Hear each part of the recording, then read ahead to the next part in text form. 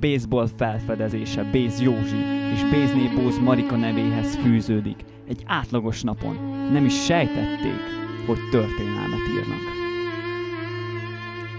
Bézné Bóz Marika paradicsomlevest készítette elő, mikor hirtelen Józsi!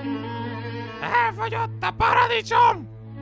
Béz Józsi a kertben a paradicsomot kapálta éppen, mikor meghallotta, hogy Józsi!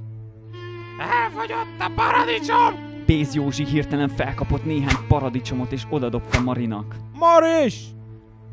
Maris!